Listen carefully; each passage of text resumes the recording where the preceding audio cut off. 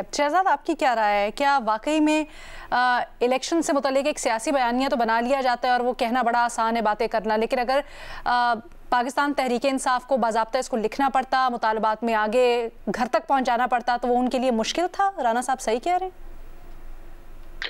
बहुत शुक्रिया अलीना। अगर तो हुकूमत और पाकिस्तान तहरीक इंसाफ दोनों का मकसद इन मुज़ाकरात का ये है कि हम इसको करके कोई पॉइंट स्कोरिंग कर लें या अपने हक में कोई सियासी बयानिया बना लें, तो फिर तो दोनों तरफ से ये क्लेम किए जा सकते हैं कि देखें हमारी जीत हो गई है और हमारी दूसरे की हार हो गई है। मैं नहीं समझता कि ये कहना राना सनाउल्लाह साहब का कि हमारी जीत हुई है क्योंकि उन्होंने मैंडेट की जो शिक है वो यहाँ से निकाल ली है, और वो इसलिए क्योंकि वो साबित नहीं कर सकते। मेरे ख्याल से इन दोनों चीजों में फर्क है, साबित नहीं करना और साबित नहीं करने दिया जाना। जो इस मुल्क में लीगल फोरम्स थे जिस पे अभी मेमल ने भी बात की और अडॉप्ट करने की कोशिश की गई, उसको तो तमाम चीजों से कानून साजिया करके नाकाम बना दिया गया। इलेक्शन ट्रिब्यूनल जिसमें जो हाजिर सर्विस जजेस हैं उन्होंने केसेस सुनने थे, जैसे ही वो केसेस जो है आगे बढ़ने लगे, मंतकी अंजाम तक पहुंचने लगे, फौरी तौर पे हुकूमत ने कानून पास किया और ये इख्तियार दे दिया इलेक्शन कमीशन को कि आप रिटायर्ड जज की सरबराही में भी जो है वो कमीशन बना सकते हैं। दूसरा, उनकी जो उम्मीद थी वो सुप्रीम कोर्ट से थी। उनको पता था काजी फाइज ईसा साहब ने तो केस टेकअप करना नहीं इलेक्शन का, तो जब मंसूर अली शाह साहब आएंगे वो टेकअप करेंगे। तो आपने देखा कि 26वीं तरमीम के जरिए मंसूर अली शाह साहब को चीफ जस्टिस बनने का जो रास्ता था वही रोक दिया गया। रिजर्व सीट जिसपे सुप्रीम कोर्ट ऑलरेडी फैसला दे चुकी है वो भी तहरीक इंसाफ को नहीं मिली। तो मेरे ख्याल से उनको ये अंदाजा हो गया था कि चाहे जितना बड़ा भी हमारा क्लेम हो, और हम सबको पता है क्लेम है उनका मैंडेट के ऊपर, लेकिन वो उनको दिया नहीं जाएगा। तो इसीलिए वो इस पर कॉम्प्रोमाइज करके आगे बढ़ना चाह रहे हैं ताकि उनको सियासत करने की एक स्पेस दी जाए।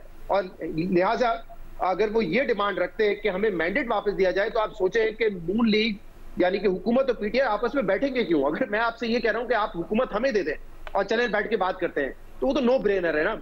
आगे जाके होता है या नहीं होता मुझे नहीं पता, लेकिन हुकूमत की डिमांड तो यही है, और हुकूमत नहीं, इस पूरे सिस्टम की डिमांड ये है कि ये अब हुकूमत इंस्टॉल हो गई है, गलबा कायम हो गया है, तो इसको लिहाजा आप चलने दें।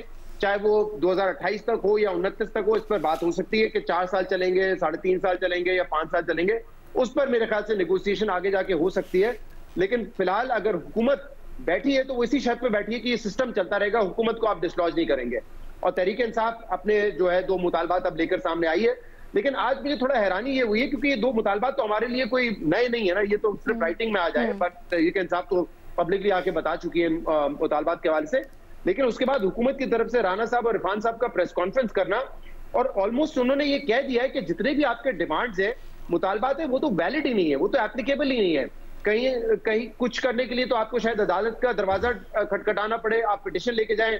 कुछ उन्होंने जवाब पहले ही दे दिए कि नहीं ये चीज तो साबित हो चुकी है। कुछ वो कह रहे हैं कि नहीं आप ये जो है मामला अदालत में लेके जाएं। तो वो तो आज इस मूड में लग रहे थे कि जो भी आपके मुतालबात हैं वो हम मुस्तरद कर रहे हैं। बजाय उनकी प्रेस कॉन्फ्रेंस से तो ये लगा, बाद में जाके इरफान साहब ने कहा कि हम 7 दिन का वक्त लेंगे और सब कुछ करेंगे, लेकिन ऐसा लग रहा है कि वो इनिशियल उनका स्टांस ही कि उसको रिजेक्ट कर रहे हैं। अब ये मेरी थोड़ा सा अजीब इसलिए है क्योंकि राना साहब बड़े केयरफुल रहे कि जो भी बात होगी वो मुज़ाकराती कमेटी में होगी, हम अपनी टीम से डिस्कस करेंगे, शहबाज शरीफ से डिस्कस करेंगे, क्योंकि मुझे लगता है इतनी जल्दी ऐसा तो नहीं हो सकता कि जरदारी साहब से भी, बिलावल साहब से भी, इत्तेहादियों से भी डिस्कस हो गया और शहबाज शरीफ साहब से भी डिस्कस हो गया और उसके बाद ये जवाब दिया गया है। तो आज जो उनकी टोन थी, मुझे ऐसा लगता है ये जो बैकग्राउंड में दूसरे मुज़ाकरात की बात हो रही है, और आज अली अमीन गड्डापुर साहब और गौर साहब ने कहा है कि हमारी चीफ ऑफ आर्मी स्टाफ से मुलाकात हुई है और हमने उस पर अपने तमाम मुतालबात सामने रखे हैं। फिर अब ये भी जराये से खबर आ रही है कि नहीं वो तो सिर्फ सिक्योरिटी के मामलात के हवाले से मीटिंग थी, लेकिन आप और मैं ये बैठ के जज कर सकते हैं कि सिक्योरिटी मामलात पे मीटिंग होती तो वो चीफ मिनिस्टर से होती। बैरिस्टर गौहर पार्टी के चेयरमैन है, उनका सिक्योरिटी केपी के मामलात से कोई ताल्लुक नहीं है। तो अगर उनसे मुलाकात भी हुई है, उसमें मुझे नहीं पता एग्जैक्टली क्या बातें हुई हैं, हो सकता है ज्यादा पॉलिटिकल बातें ना हो, लेकिन ये एक डिफरेंट मैसेज है जो कि अब तक दिया गया है। पहले तो एस्टैब्लिशमेंट ये कहती रही कि सियासी लोगों से बैठना मिलना हमारा तो काम ही नहीं है, सिक्योरिटी पे बात हो सकती है और बात नहीं हो सकती। तो ये मीटिंग होना मेरे ख्याल से इसकी एक सिग्निफिकेंस है। तो क्या इस वजह से नून लीग की अब पिछले दिनों से जो हम टोन देख रहे हैं, क्योंकि उनको तो इल्म में होगा अगर कोई ऐसी मुलाकात हुई है, और आज जो टोन थी राना साहब की, मुझे लगता है उसमें अब थोड़ा सा हुकूमत जो है ना, अब वो भी अपनी तरफ से कॉशियस पोजीशन लेना चाहेगी कि हम भी जरा बताएं कि आपके जो मुतालबात हैं वो जायज नहीं है और वो जो है उस पर इम्प्लीमेंट होना नामुमकिन है। मुझे लगता है ये जो पीछे के मामलात है, हुकूमत इसको बड़ा क्लोजली ऑब्जर्व करेगी। ठीक है, मज़हर अब्बास साहब आपकी इसके ऊपर क्या राय है? देखिए, मुझे लगता है कि इन मुज़ाकरात की कामयाबी या नाकामी का इन्हिसार पसे पर्दा होने वाले मुज़ाकरात पर होगा। अगर पसे पर्दा मुज़ाकरात में कोई ब्रेक थ्रू हो जाता है तो इस मुज़ाकरात में आपको बड़ा खुशगवार माहौल मिलेगा। अगर पसे पर्दा मुलाकात जो है वो नतीजा खेज़ नहीं होती तो आपको हार्ड लाइन्स मिलेगी।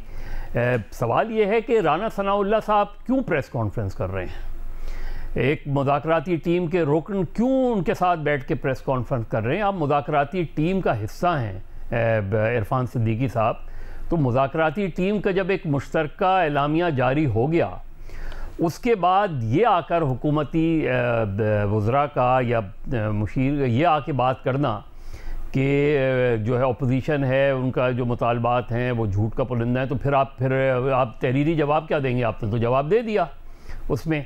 तो मेरा ख्याल है ये चीज़ नज़र आ रही है कि जो अपेरेंटली जो हमें मुज़ाकरात सामने नज़र आ रहे हैं उन मुज़ाकरात की कोई हैसियत नहीं नज़र आती।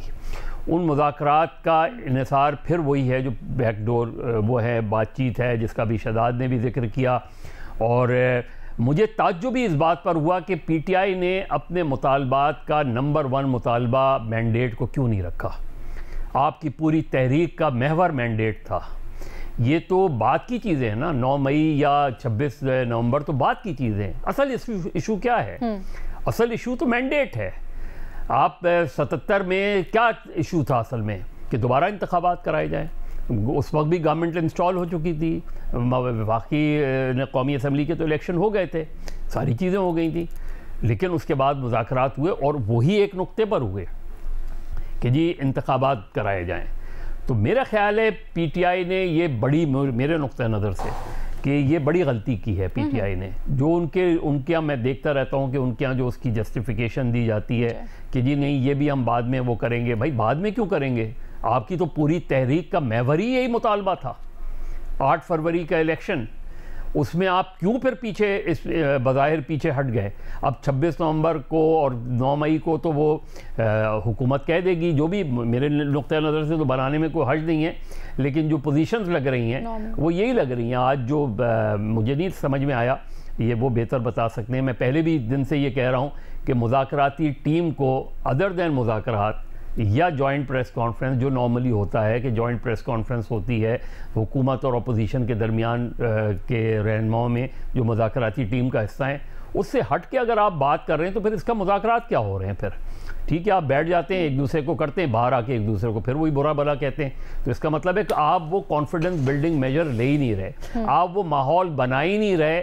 इसलिए मुझे इन मुज़ाकरात की कामयाबी बिल्कुल बहुत ही ब्लीक नज़र आती है। अनटिल अनलेस बैकडोर जो मुज़ाकरात हैं उनके बारे में क्या कह सकता हूँ, वो जहाँ वो कहीं भी गया उसके बारे में जरा आगे जाके बात करते हैं। लेकिन सर जो आप बात करें बड़ी दिलचस्प है, और ये उमर अयूब साहब के लेटर हेड के ऊपर जो बात है, इसको ज़रा मैं 2 सेंटेंसेस पढ़ दूँ। अपनी डिमांड्स रखने से पहले पाकिस्तान तहरीक इंसाफ ये कहती है कि as a prerequisite to wider negotiations with respect to the restoration of the constitution, the law, the rule of the law and respect for the people's mandate of free and fair elections।